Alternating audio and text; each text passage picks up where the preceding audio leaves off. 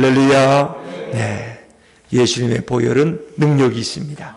예수님의 보혈을 믿고 의지하는 자에게 참 용서의 축복과 구원의 은혜가 임할 줄로 믿습니다. 네. 자, 오늘 우리가 마가복음 16장 12절부터 20절까지 말씀을 읽었습니다. 예수님의 부활을 믿지 못한 제자들이란 제목으로 함께 은혜 받기를 원합니다. 우리 좌우의 분들에게 이렇게 한번 또 인사하시죠. 수요일 밤도 성령 충만하시기 바랍니다. 수요일 밤도. 네, 오늘 저녁에는 아주 뜨겁게 찬양하고 뜨겁게 기도하는 분들만 나오신 것 같아서 너무 좋습니다. 비록 뭐 콧물은 좀 흘러도 예수님께서 꼭 치료해 주실 줄로 믿습니다. 네. 자, 성경에 발견하는 가장 슬픈 이야기가 있다면 많은 이야기들 중에 하나를 꼽으라면 제자들의 불신앙입니다. 예수님께서 십자가에 죽으시고 그리고 부활하셨어요. 그리고 막달라 마리아에게 또 여인들에게 자신을 드러내셨어요. 지하들에게 가서 그 소식을 전하라고 했습니다. 자, 이 막달라 마리아가 예수님과 함께 있던 사람들 중에 그 제자들, 울고 슬퍼하는 자들에게 가서 그 소식을 전했어요. 예수님이 살아나신 것과 예수님이 자기에게 보이셨다는 것을 증언했지만 그들은 믿지를 않았다는 것입니다. 듣고도 믿지 아니했다. 근데 그것이 한 군데 이렇게 나오면 뭐 그럴 수도 있겠다 생각할 수 있어요. 근데 오늘 성경 본문에만 해도 두 군데가 소개됩니다. 어떻게 그럴 수 있었을까? 우린 참 의아스럽게 생각이 들죠. 자, 우리 오늘 성경 10절과 11절 말씀 다시 한번 읽어볼까요? 마가복음 16장 10절과 11절 같이 한번 읽습니다. 시작. 시작. 마리아가 가서 예수와 함께하던 사람들이 슬퍼하며 울고 있는 중에 이 일을 알림해 그들은 예수께서 살아나셨다는 것과 마리아에게 보이셨다는 것을 듣고도 믿지 아니하니라. 어떻게 이럴 수 있을까? 예수께서 살아나셨다.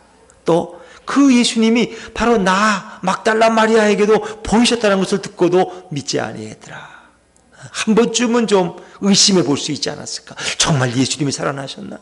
아니, 저 여자가 헛개변을 본 것이 아니라 진짜 부활하신 예수님을 만난 거 아니야? 이런 생각도 좀 들만 하잖아요. 근데 그들은 일치하게 듣고도 믿지 아니했다. 그리고 그 일은 곧 이어서 그날 또 한 번 일어나죠. 자, 12절 13절 말씀 같이 읽습니다. 시작. 그 후에 그들 중 두 사람이 걸어서 시골로 갈 때에 예수께서 다른 모양으로 그들에게 나타나시니 두 사람이 가서 남은 제자들에게 알리었으되 역시 믿지 아니하니라. 역시 믿지 않다는 건 혹시나 혹 좀 믿을까 기대했더니 성경 기자가 볼 때 역시 믿지 아니하더라. 역시 모여있던 11명의 제자들도 믿지 아니했어요. 또 남은 다른 제자들도 역시 믿지 아니하더라. 자, 여기 두 사람이 걸어갔다는 것은 글로바와 또 다른 제자. 그래서 예수님 십자가에 죽으시고 나서 그들은 절망해서 그들의 고향으로 생각하는 엠마오라는 곳으로, 바로 예루살렘에서 몇 킬로 떨어진, 한 10킬로 정도 떨어진 엠마오로 가고 있던 그 절망한 제자들에게 이 살아내신 예수님이 오셔서 그들과 대화하시고 구약의 메시아에 관한 부활에 관한 것들을, 고난과 부활에 관한 말씀들을 풀어주시니까 그들의 마음이 뜨거워졌어요. 그분이 예수님이시구나. 그들의 눈에 띄어지는 순간 예수님은 사라지셨어요. 그들은 더 이상 절망할 필요가 없어요. 왜? 부활하신 예수님을 만났기 때문에. 그래서 그들은 그 밤에 바로 곧장 예루살렘으로 올라가서 다른 제자들에게 이 기쁜 소식을 전했지만 그들은 역시 믿지 아니했더라. 그래서 얼마나 안타까울까요? 그들은 보고도 듣고도 믿지 못하는 이런 안타까운 자들이었습니다. 오늘 그것이 오늘 우리들의 모습은 아닐까? 참 심히 두려운 것입니다. 예수님은 십자가에 죽기 전에 이 마가복음에만 무려 4번이나 자신의 죽으심과 부활을 예언하셨습니다. 근데 제자들은 한결같이 까마득히 그 사실을 기억하지 못하고 있었어요. 그들은 믿지 아니했어요. 그들은 어둠 속에 있었어요. 무언가 그들의 눈을 가리고 있는 것들이 있었어요. 그들이 3년 동안 동고동락하던 그 선생님, 그 메시아이신 예수님의 말씀을 기억조차 하지 못할 수 있었을까? 참 안타까운 일이에요. 이렇게 믿지 못하는 제 아들을 예수님이 보실 때 얼마나 실망하시고 얼마나 안타까워하셨을까? 정말 예수님은 잘 믿고 순종하는 자들을 가장 기뻐하실 줄로 믿습니다. 그래서 예수님은 다시 그 제자들을 만나셨어요. 그런데 예수님의 첫마디가 그들을 꾸짖었다는 거예요. 왜? 너무 안타까우셔서.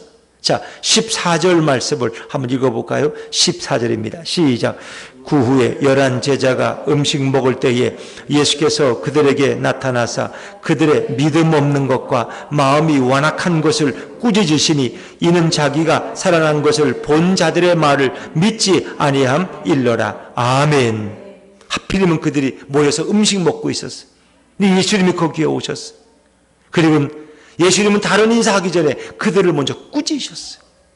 그들의 믿음 없는 것과 그들의 마음이 완악한 것을 꾸짖으셨다. 아니, 죽으셨다고 지금 슬퍼하며 괴로워하고 있는 제 아들을 만나시면 위로하셔야지 왜 그들을 꾸짖으셨을까?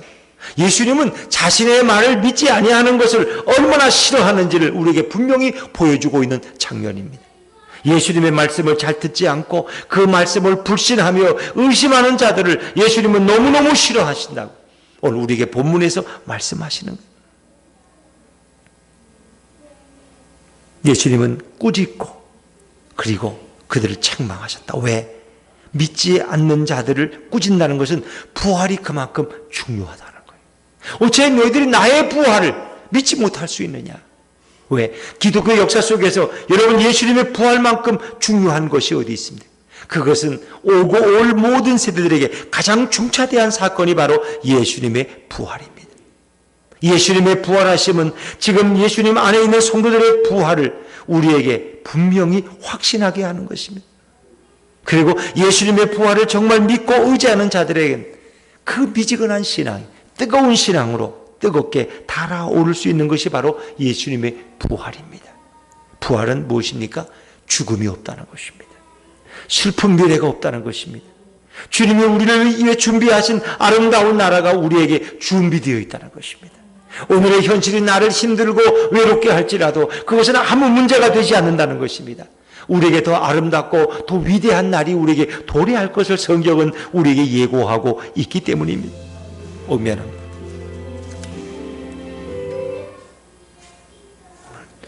저를 오늘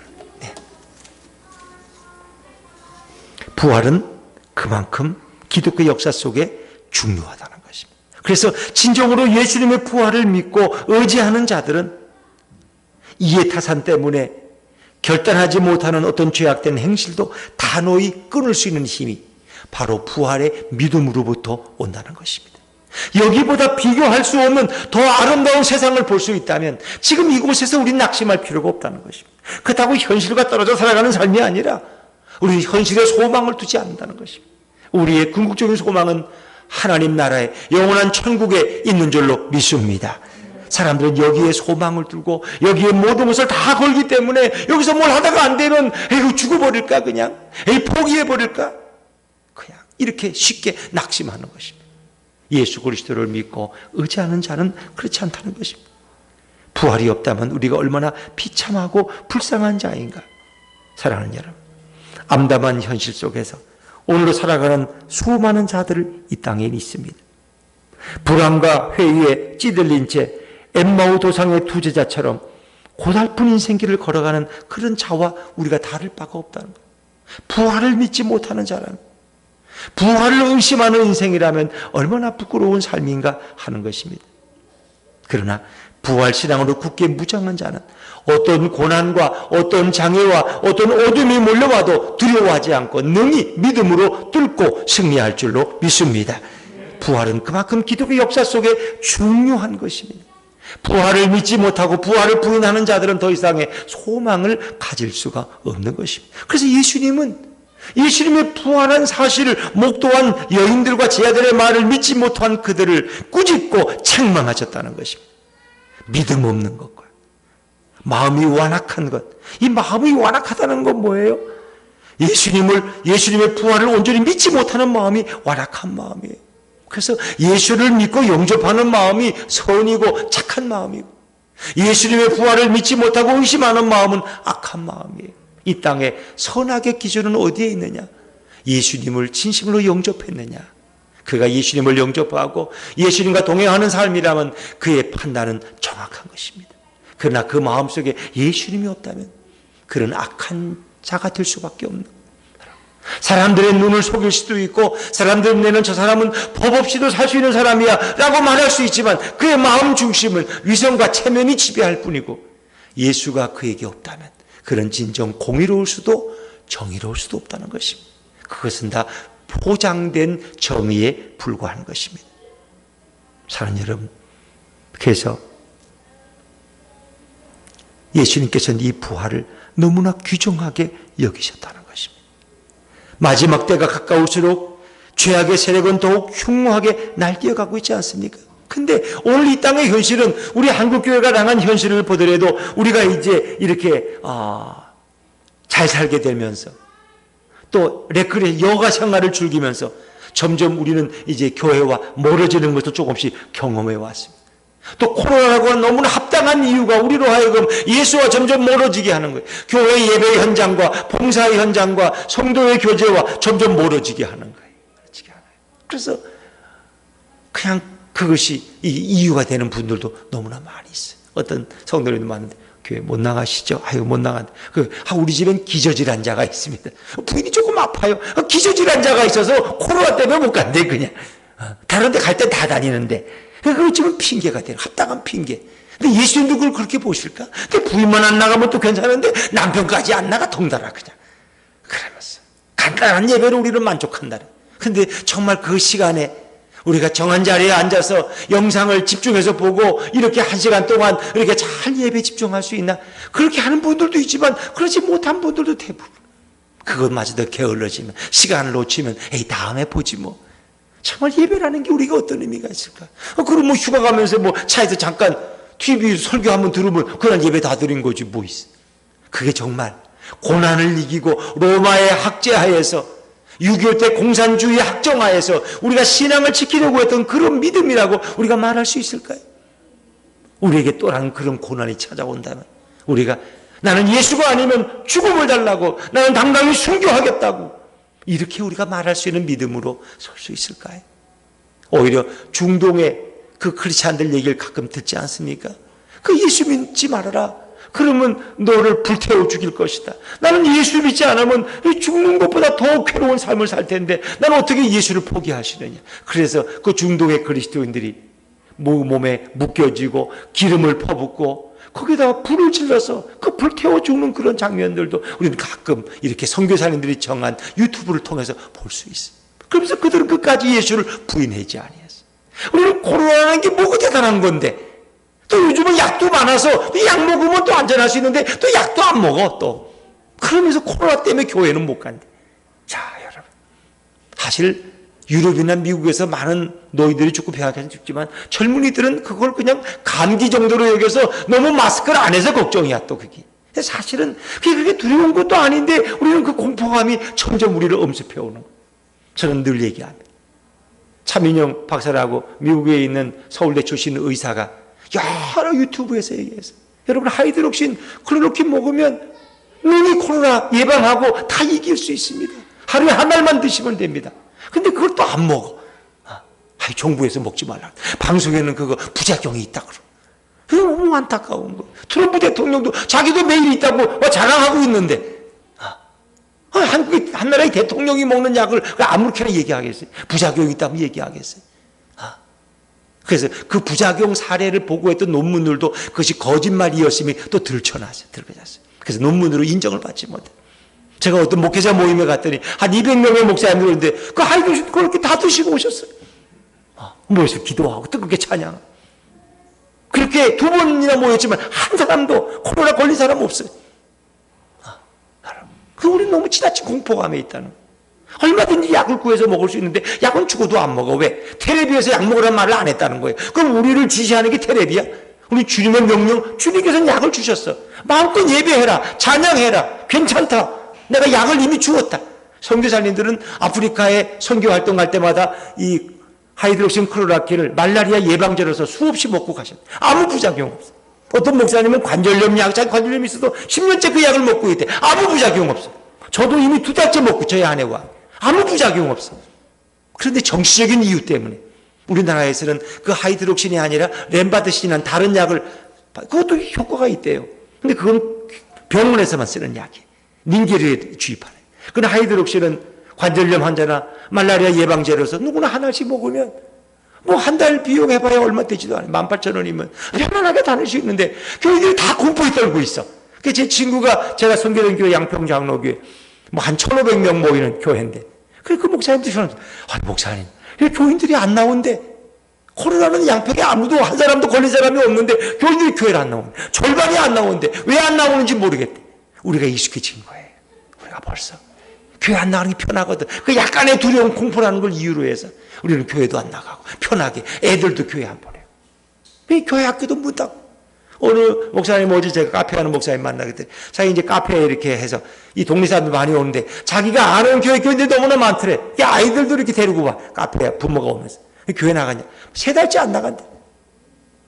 그 애들이 3달째 안 나가면 집에서 예배 드려. 집에서도 예배 안 드려. 그럼 그 애가 뭘 믿어? 하나님도 모르고 예수님도 모르고 그런 아이들 우리는 만들어내고 있어. 그거 누가 기뻐하는 걸까요? 공산주의자들이 기뻐하는 거예요. 가능하면 예배드리지 못하더라고요. 예배드리지 못하더라고요. 여러분 우리는 어차피 좀 예리한 눈으로 볼 수 있어요. 저는 거기에 대해서는 일종의 종교 탄압이라고 생각해요. 어떻게 교회를 천주교나 불당은 또 내버려 두고 교회 모이는 QR코드로 찍어라. 그리고 뭐 노래방 가고 클럽 가는 사람들하고 교인들을 똑같이 보는 거예요? 그렇지 않잖아요. 식당에 가면은 그 좋은 유명한 식당 가면 마스크 다 벗고 바글바글해서 그냥 음식 나는 정신이 없는데 교회가 아무리 복잡해도 그만큼 복잡합니까? 그렇지 않아요. 근데 교회 예배에는 모든 모임 다 그 말. 아니면 300만 원 벌금 내겠다고. 그리고 QR코드 찍으라 그러고. 자, 이게 누가 원하는, 누가 좋아하는 걸까 이게. 5만 7만 교회 중에 불과 문제 생긴 교회는 한 7교회밖에 안 돼요.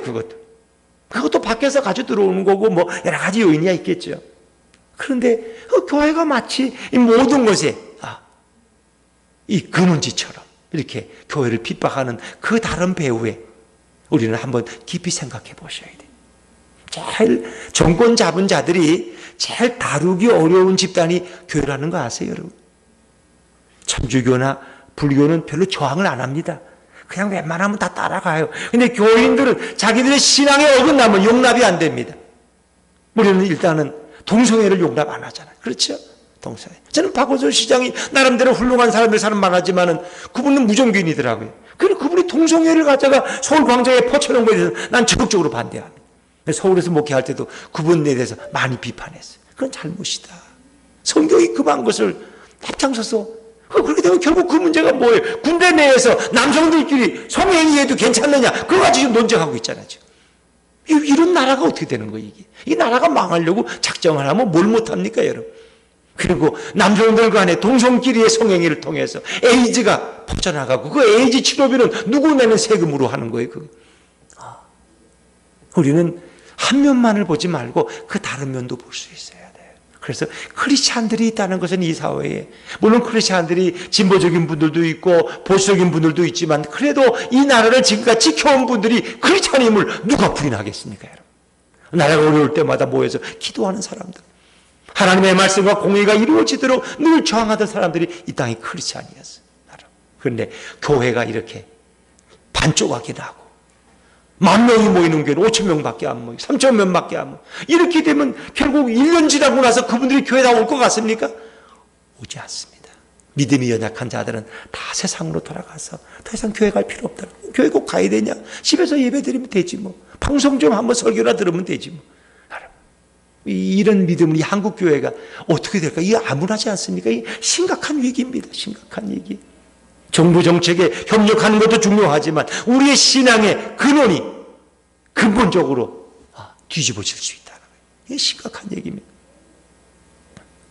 여러분, 이 시대는 점점 믿음이 식어가고 있다는 거예요. 성경도 그걸 증언하고 있지 않습니까? 이럴 때 우리가 어떻게 믿음으로 굳게 무장할 수 있냐? 매우 중요한 것입니다. 자, 우리 마태복음 24장 11절 말씀 한번 찾아볼까요, 여러분? 앞으로 좀 가시면 됩니다.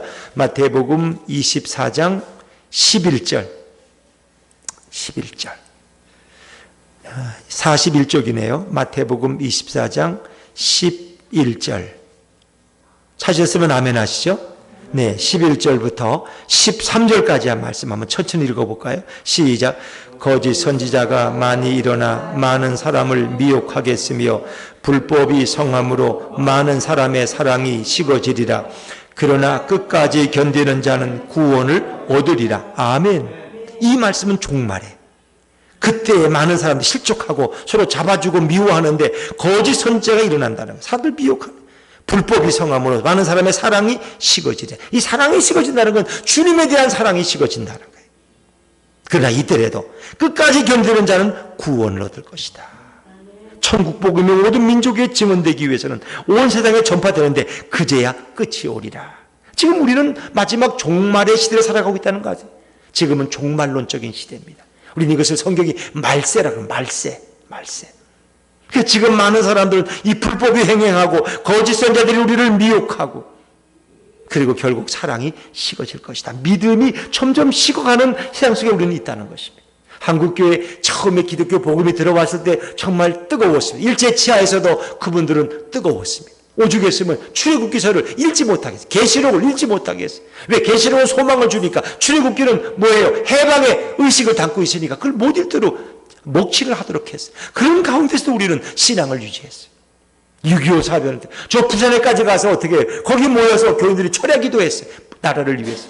왜? 북한군이 낙동강까지 쳐들어오니까 이제 부산만 남은 거예요. 그때 그들이 기도하고. 그래서 오늘 이 대한민국의 번영이 이루어졌어요. 한강의 기적이 이루어지고. 누가 이룬 거예요?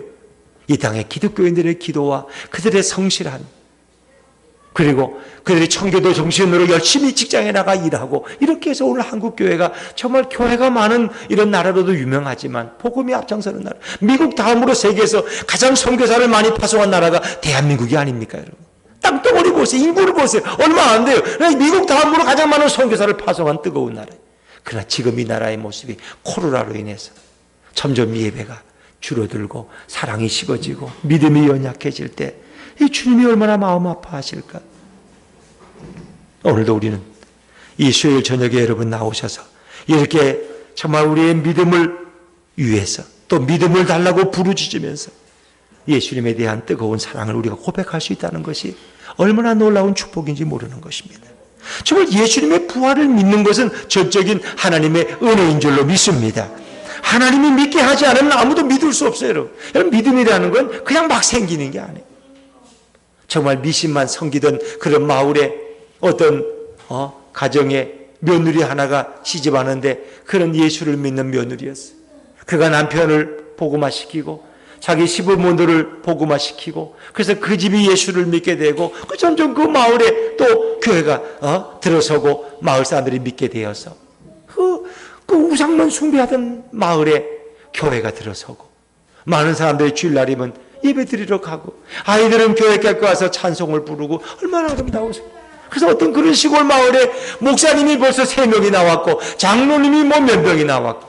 여러분, 이런 믿음의 역사, 이 복음의 역사가 얼마나 아름다웁니까? 그런데 이것은 하나님이 은혜를 부어주지 않으시면 안 된다는 것입니다. 하나님이 믿게 하지 않으면 아무도 믿을 수 없습니다. 은혜를 받은 자만이 믿을 수 있는 줄로 믿습니다. 아무나 믿는 게 아니에요. 어떤 분들은 안 믿어진대, 자기는. 어떻게 천국이 믿어지냐, 자기는 눈에 보이지 않는데. 어떻게 예수님의 부활을 내가 받느냐고, 나는 못 믿겠다고. 여러분, 정말 믿음이라는 것은 하나님께서 성령님이 은혜를 주시지 않으면 그건 믿을 수 없는 거예요.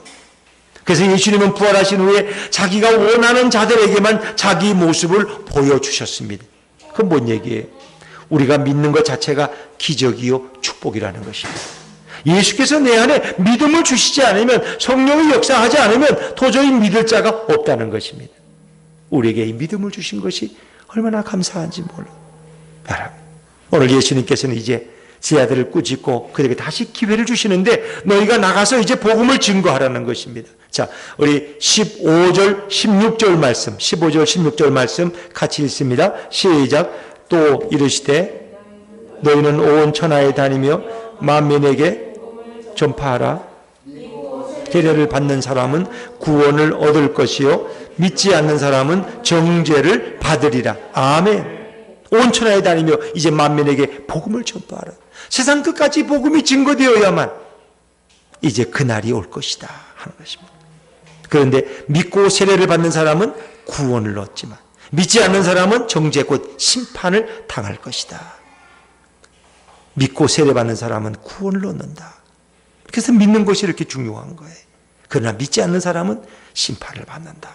우리가 누군가에게 복음을 전해서 그들이 예수님을 영접하고 예수님의 부활을 믿고 천국을 믿을 수 있다면 그들은 구원을 받은 것이고, 그것을 믿지 못하는 사람은 정죄를 받고 심판받으며 영원한 지옥에 떨어진다고 성경은 증언합니다. 그리고 이제 지하들을 이렇게 파송하시면서 이런 믿음으로 복음을 증거하는 자들에게는 바로 이런 기적과 표적이 따를 것을 주님 말씀하셨어요. 자, 17절, 18절 말씀 같이 읽습니다. 시작.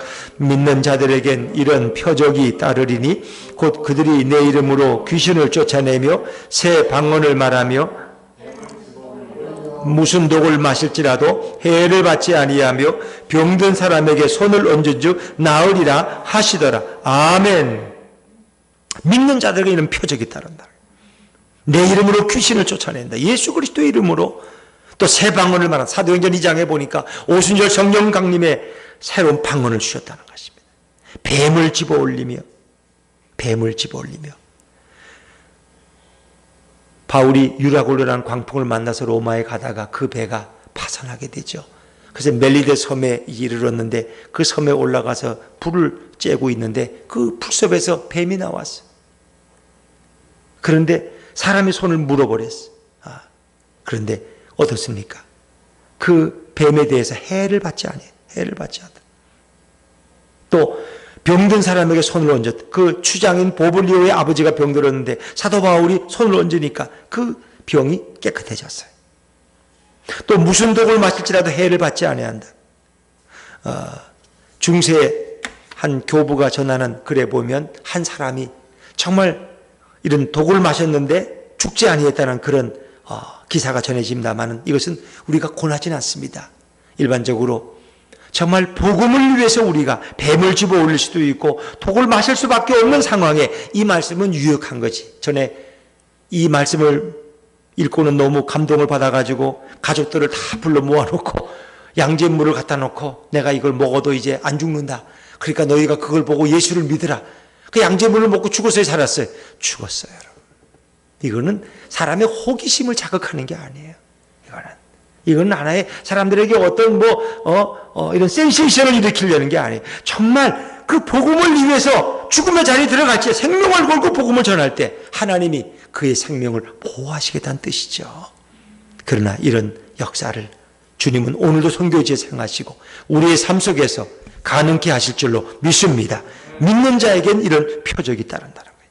병든 사람에게 손을 얹은 즉 나으리라. 오늘도 수많은 사람들이 질병에서 고침받고 예수님을 찬양하고 주님께 돌아오지 않습니까? 대개 이 모든 기적의 역사들은 복음을 증거하는 일에 사용되는 거예요. 복음을. 예수를 전하는 일에. 그래서 예수님이 이렇게 병자를 고치시는 것도 다 어떻게 복음을 전하기 위해서. 그러니까 마태복음 9장에 보면 한 중풍병자를 사람들이 데리고 왔을 때 그 중풍병자는 병 고침 받기는 원했지만 예수는 바로 병 안 고쳐줘요. 내 죄가 용서함을 받았느니라. 깜짝 놀랐어요. 아니 저 예수가 어떻게 인간이 하나님이 하실 수 있는 죄를 용서하는데 저건 신성모독 아니야? 그러나 예수님은 이 자의 병을 고치는 것과 이를 일으키는 것과 죄를 사하는 것 어느 것이 더 쉽겠느냐 말씀하시면서 예수님 설명하세요. 이 사람이 중풍병만 고치고 간다면 그 인생은 살다가 지옥 갈 거예요. 그러나 예수님은 그 영혼을 먼저 치료해 주십니다. 그의 죄를 먼저 사해 주십니다. 왜? 그의 중풍병은 죄로부터 왔기 때문에 예수님은 그 질병의 뿌리인 근원인 이 인간의 죄 그것을 먼저 해결하십니다. 그리고 일어나서 내 침상을 들고 걸어가라 말씀하시는. 여러분 이렇게 기적이 일어나는 것은 호기심을 충족시키는 게 아니에요. 그 사람들로 하여금 예수의 복음이 얼마나 능력이 있는 것을 믿게 하려는 그런 하나의 표징이라고 말할 수 있습니다.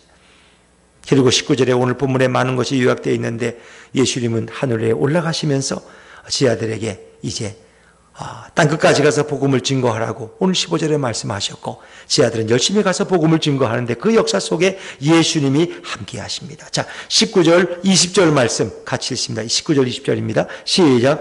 주 예수께서 말씀을 마치신 후에 하늘로 올려지사 하나님 우편에 앉으시니라. 제자들이 나가 두루 전파할세 주께서 함께 역사하사 그 따르는 표적으로 말씀을 확실히 증언하시니라. 아멘. 예수님께서는 제자들이 보는 가운데서 감람산에서 승천하십니다. 구름을 타고. 그리고 천사들이 갈릴리 사람들이야 어째 쳐다보고 있느냐? 너희 예수는 가신 그대로 다시 오실 것이다. 분명히 천사들이 증언했습니다. 우리는 재림하실 그 예수님을 기다리고 있는 줄로 믿습니다. 그러나 주님이 오실 때까지 우리가 할 일이 있습니다. 제자들이 나가 두루 전파할세 복음을 전했다고. 예수의 피 묻은 복음, 부활의 복음, 생명의 복음을 그들이 전하는데 주께서 그 전하는 자들과 함께 일하셨다. 그러니까 우리의 사역은 내가 일하는 게 아니에요. 주님이 내 일을 주장하시는 거예요. 나와 함께 하시는 거예요. 주께서 함께 역사라는 건 함께 일하신다는 거예요. 그 따르는 표적으로 말씀을 확실히 증언하시니라. 제자들이 복음을 증거하면 그 보증이 그 말씀이 진짜라는 걸 뭐예요? 예수님이 표적으로 그것을 증거해 삼아 주시는 거예요. 제자들이 전하는 것 같지만 그 복음을 증거하시는 제자들 속에서 역사하시는 분은 바로 예수 그리스도인 줄로 믿습니다. 그리고 그 말씀이 진리라는 것을 이 표적으로 그것을 증거해 주셨다는 것입니다. 그래서 말씀이 전해지는 곳마다 놀라운 기적과 이사가 일어난 줄로 믿습니다. 말씀이 능력입니다. 말씀이 전하는 곳에 병자가 일어나고 말씀이 전하는 곳에 귀신이 떠나가고 말씀이 전하는 곳에 봉어리의 입이 풀리고 이런 일들이 일어났는데 그것은 바로 예수님이 그 전하는 메신저와 함께 하셨다는 것입니다. 제자들과 동행하셨고 제자들을 붙들어 주셨고 제자들을 이끌어 주셨다는 것입니다. 그렇습니다. 복음은 내가 전하는 것이 아닙니다. 나를 붙드시는 예수님이 내 안에 일하시고 역사하실 줄로 믿습니다. 그리고 그 따르는 표적으로 그 말씀을 확실히 증언해 주십니다. 그 말씀은 정말 헛된 말이 아니야. 그 능력의 말씀이야. 예수께서 내 안에 성령으로 역사하실 때 우리는 힘있게 복음을 증거할 수 있는 거예요. 오늘 이 시대 복음 증거하는 기독교인들은 결코 많지 않습니다. 코로나 또 기독교에 대한 세상의 시선 이런 것들 때문에 우리는 복음 전하기를 주저하고 부끄러워합니다. 그러나 주님은 우리에게 뭐예요? 때를 얻든지 못 얻든지 너희는 말씀을 전파하라는 것입니다. 주님이 오시는 그날까지 우리가 할 일은 복음을 증거하는 것입니다. 예수님의 피 묻은 복음, 십자가의 복음, 부활의 복음, 생명의 복음, 이 천국의 복음을 오늘도 힘있게 믿음으로 나아가 전가하시는 저와 여러분의 삶이 되시기를 주의 이름으로 축원합니다. 기도하겠습니다.